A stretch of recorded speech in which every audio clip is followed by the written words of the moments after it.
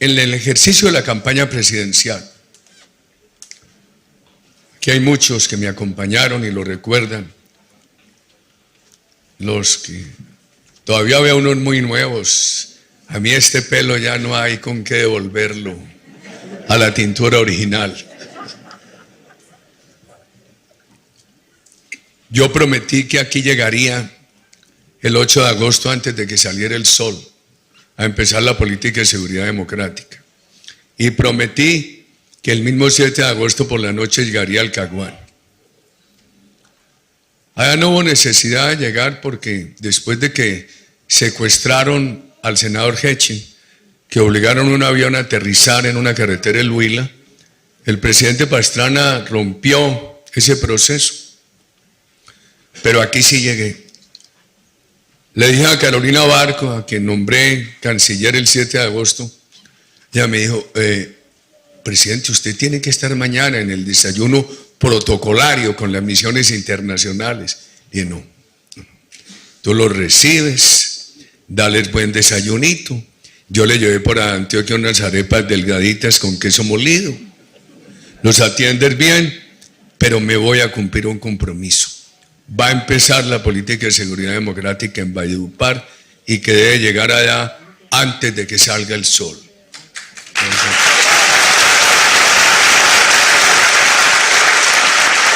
Esa misma tarde llegamos a Florencia y Víada, lo toca es, los viejos, queridos jóvenes, vivimos muchos de la nostalgia, pero ahora hay que pensar mucho el futuro del país, pero hay eventos del corazón que mi alma no me perdona que no los tenga en el primer renglón de los recuerdos.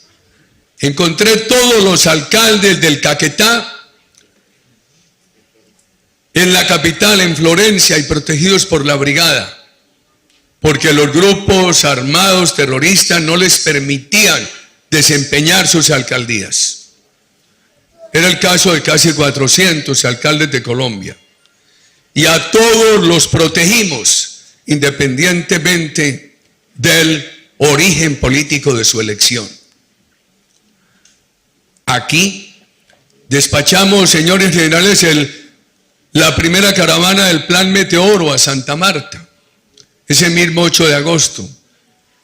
Vine todos los lunes a hacer Consejo de Seguridad de Valledupar y con la comunidad hasta que ya había algunos respiros, pero era muy difícil.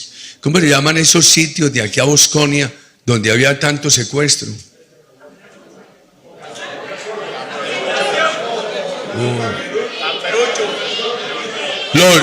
Los conocí por los secuestros. Los secuestros hicieron famosos esos parajes tan bellos. Qué tristeza, correcto. Así era, así era. Pero fue con una gran constancia. Algo mejoró el país, no quedó perfecto, pero mejoró un poquito en seguridad, y mejoró un poquito en inversión, y mejoró un poquito en política social. ¡Mano firme!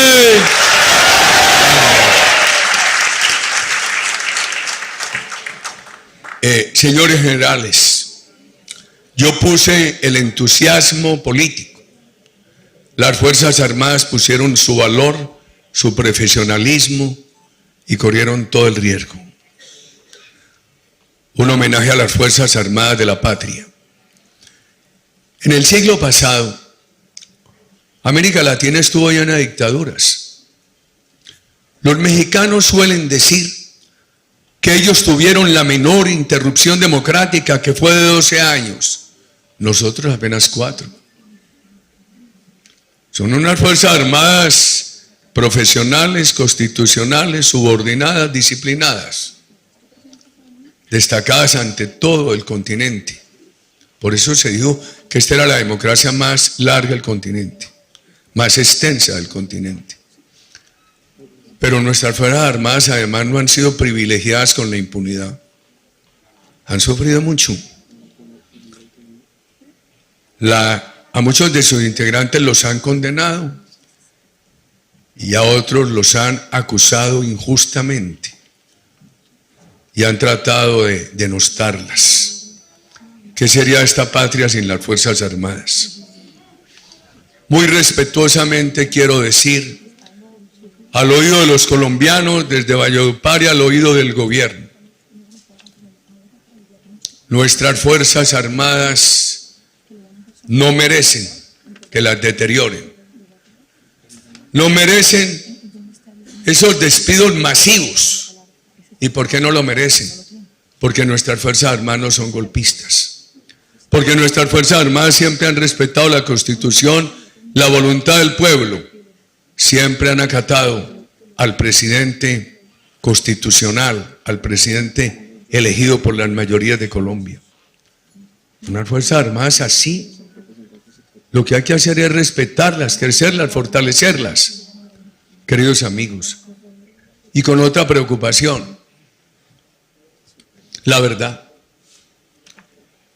es que la fortaleza de los grupos armados en Colombia es muy grande, la inseguridad es grande, la extorsión es muy generalizada. Este país que había llegado a 42, 48 mil hectáreas de droga, cuando se anunciaron los acuerdos de La Habana en 2013, esa droga que había bajado tanto empezó a subir. ¿Qué anunciaron? Que para el caso de la FARC, la droga no era sino delito político, sin cárcel, sin extradición, con elegibilidad política, que además no habría fumigación y que cualquier erradicación sería voluntaria. ¿Y qué pasó? Eso pasó, subió a 220.000 hectáreas que encontró en el 2018 el presidente Duque y ahora está por encima de 240.000. Pero hicieron otra cosa con las Fuerzas Armadas en ese proceso con la FARC. Las maltrataron, las pusieron de igual a igual con el terrorismo. Colombia no puede aceptar eso, tiene que rechazar ese hecho. Una cosa eran las Fuerzas Armadas que estaban destruyendo democracias, como lo hicieron con Arbenz en Guatemala. Otra cosa, las Fuerzas Armadas de dictaduras del continente, al servicio de los dictadores, muy distintas las nuestras respetuosas del orden constitucional y de los dictados de la democracia. Yo no entiendo que las hayan puesto al nivel del terrorismo y que las hayan igualado en la JEP con el terrorismo. Para alguien de la FARC es muy fácil reconocer un delito en la JEP. Era lo que ellos se habían propuesto hacer. Pero van a llevar a mucho militar a reconocer delitos no cometidos para evitar el riesgo de una condena a 20 años de cárcel. Y les dijeron a las Fuerzas Armadas, no, prepárense, que se acabó la guerra. ¡Qué error! Confundir la seguridad con la guerra. Es que aquí lo que se estaba haciendo era un proyecto de seguridad reclamado por el pueblo colombiano, que le sirvió a todo el mundo, le sirvió al gobierno, a los empresarios, a los trabajadores, a los periodistas, a la oposición, le sirvió a todo el mundo ese proyecto de seguridad. Y entonces empiezan a deteriorar a las Fuerzas Armadas con el cuento de que ya había terminado la guerra con la FARC. Y si entonces quienes sabían que habían sido elegidos gracias a la seguridad, empezaron a maltratar la seguridad y a confundirla con la guerra, cuando la seguridad era un imperativo reclamado por la nación entera. De cara al futuro, tenemos que trabajar mucho, crear una gran conciencia popular. Nuestros parlamentarios, hablarle de este tema todos los días al gobierno, a sus compañeros del Congreso. ¿Qué puede pasar en este país? Cuando uno proyecta escenarios difíciles, lo único que los evita es una gran conciencia popular y un gran trabajo político. Hay un escenario difícil. Es que el país en muy poco tiempo pasó de 48.000 hectáreas de droga a 220.000 a 240.000. ¿Qué puede pasar en unos años? Que tengamos 400.000 hectáreas de droga y que que 500.000 colombianos vivan directamente la droga. Y que entonces, como ya ocurre en unas regiones, no sea el gobierno democrático el que mande, sino los carteles del terrorismo. Tendrá que llegar un gobierno de mano muy firme y tomar unas medidas muy fuertes.